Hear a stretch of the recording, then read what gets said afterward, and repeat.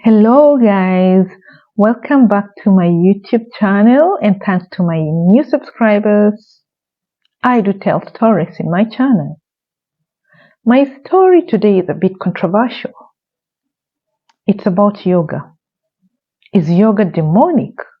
As in, when you're doing yoga, are you inviting the devil into your life?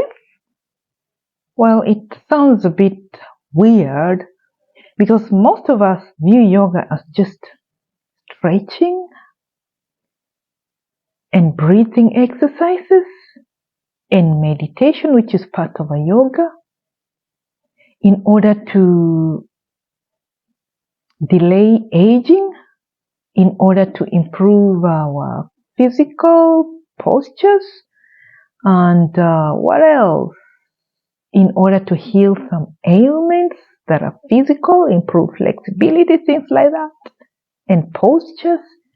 That's what we look at yoga as. But have we ever thought of it deeply?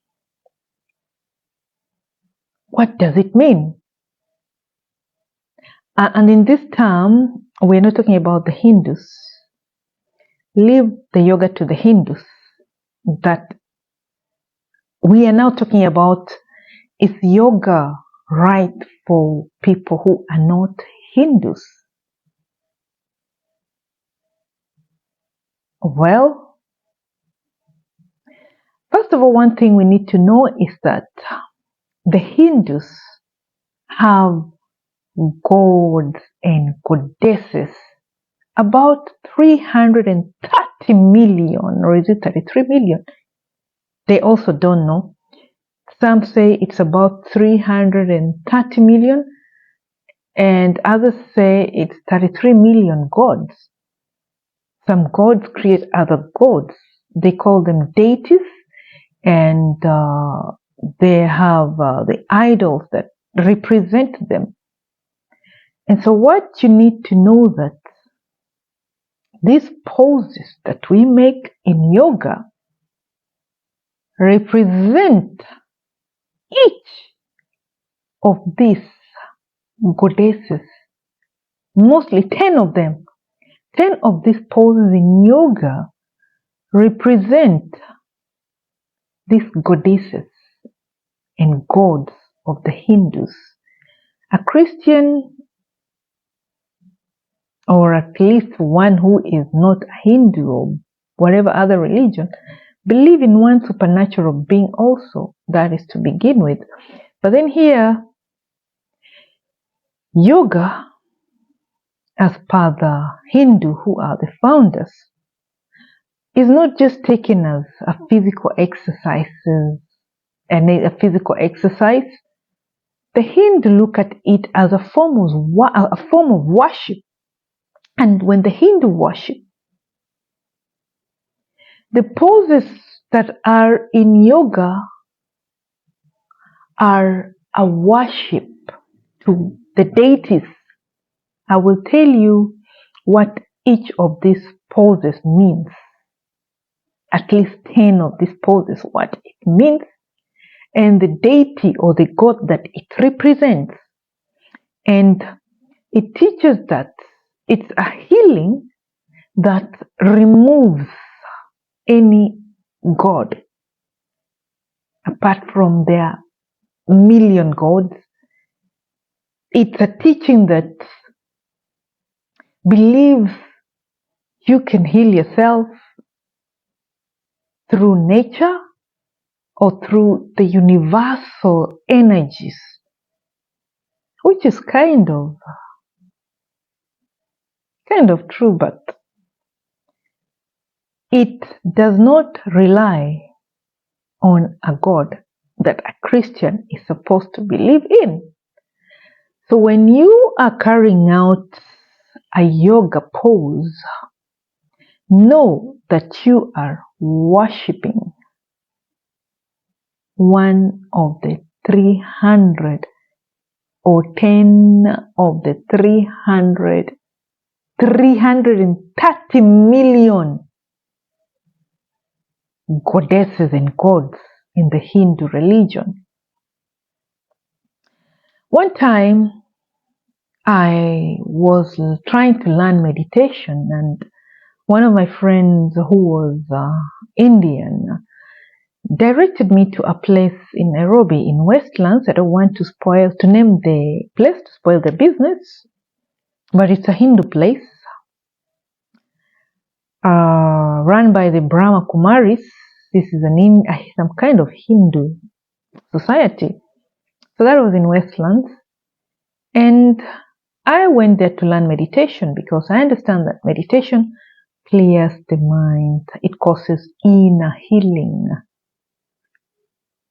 Well, according to the Hindu, it's supposed to cause inner healing without the help of God. This is you and yourself. That's it. So it teaches you to live in the present. Forget the future. Forget the past. Just be in the now. In the now, meaning you and yourself minus anything else. Meaning even the supernatural, your God, is not involved in this. It is you and yourself.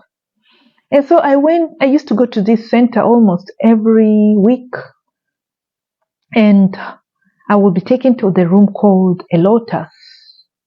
A lotus is this plant that looks like this, and it's also one of the yoga poses. And the lotus normally grows from the underneath the root. The roots are underneath the water, and then it blooms above the water. So the lotus room is a room that you're supposed to, bloom when you are there from within yourself. So I sat in that room meditating. They will play for you music, and you'll hear a voice from the loudspeakers they had put in. Very nice sound projections. They take you very far. Imagine you're here, you're walking on this thing, the sun is shining. Most of the talk is about nature as you listen to the meditation, to make you forget about everything else and just listen to the present moment, hoping to come out feeling refreshed. Well, until when I was invited on one Sunday. Sunday is supposed to be a day of worship for Christians, most of the Christians, and I'm a Catholic, and I was supposed to attend some Sunday Mass. So I said, okay, I'll come at 8 o'clock and attend your meditation. And then, it's not that meditation of, you're talking to God silently. So I will come at 8. This time it was not a meditation, it was their gathering. I don't know why they chose a Sunday. So I was invited to that gathering on a Sunday. Well, I went, knowing that after this, I will go and attend a Mass just next door, Consolata. Well, that was very funny, attending this meeting and after that going for Mass. Well, I was sitting in the meeting and listening to their conversation until it began to get creepy. And when it got creepy, I just walked out nicely, like I was going to the toilet, and that was the last I will be seen in that place.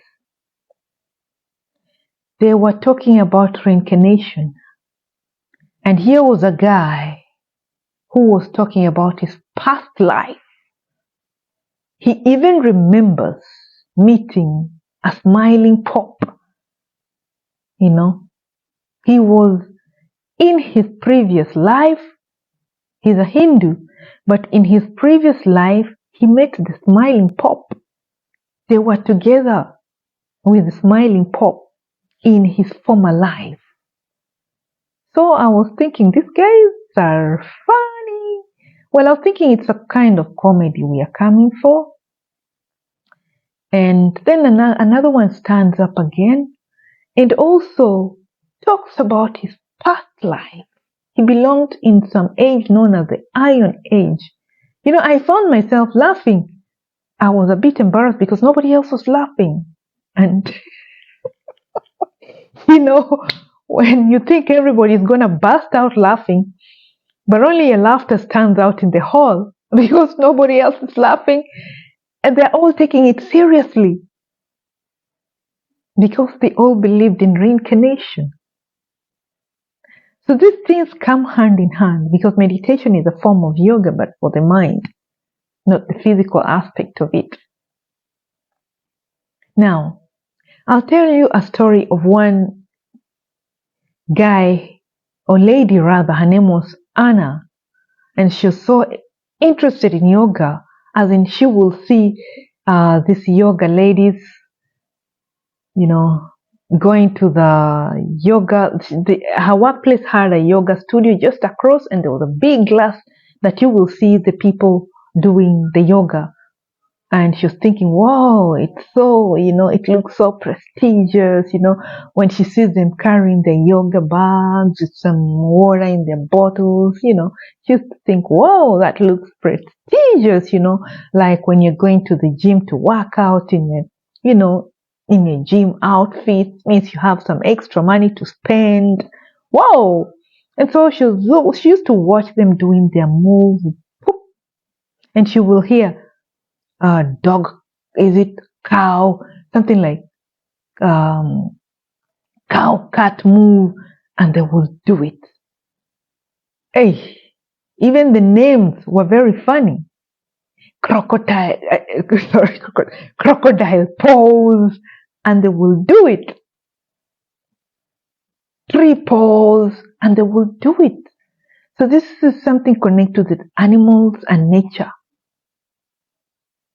Well, you need to know that these poses are some form of worship that is connected to some Hindu goddess or god. Let me tell you another story. It's about this same lady, Anna. So Anna decided if she can find this on YouTube, why should she pay to do this? Because she couldn't afford the classes, they were quite expensive. So she decided to go and Googled rather, YouTube, and found a channel on yoga. And the channel she found was quite funny, weird. There was one yogi teacher there. Her name was Swati, as she read in the, description. Swati was sitting there waiting for clients to join the class. And funny enough, she was the only student in the class because she realized only one view, one subscriber only. She was the only subscriber to Swati. And every moment she would switch on the computer, switch to the station of Swati. Swati was there waiting for her. I think she was live. That's why whenever she will see one of her customers, she will start her poses, her crocodile pose, her dog, cow, cat pose. I will show you all these poses. So she switched it on, watched Swati, moved with Swati in all her classes. Whatever poses she will tell, he will do together with Swati. Okay, Swati used to move very swiftly, but for her, she found it a bit hard because she was a beginner. But Swati seemed to be moving faster than she would catch up because she was just a beginner, as in she was already on a level that was not meant for Anna, who was just a beginner. And then one day something strange happened. During the class, Swati got stuck in a crocodile position. At the start of the crocodile position, Anna thought that probably this pose is just too long because Swati had stopped moving. She waited, Swati is not moving, and waited, Swati is not moving. And actually in yoga, the moves are supposed to follow each other swiftly and, without wasting time. She stuck and stuck until she realized something is not right here. So she decided to type on the keyboard, Swati, what is the next move? Swati, Swati. Swati was not responding. Something was wrong. Then suddenly Swati's head turned towards her. Like when something has a devil possession, the head turns tit face to the screen.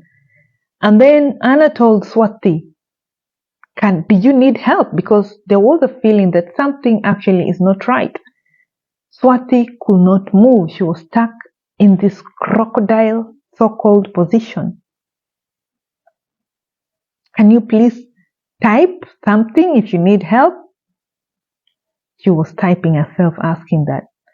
Well, Swati could read her comments but could not do anything.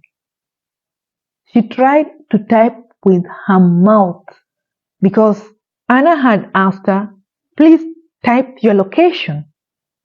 So Swati was trying to type with her, things were tough. It was like she was stuck. And here Anna on the other side wanted the location so that she sent for help because she knew Swati is all alone in that house. She'd never seen anyone else apart from Swati and her yoga mat.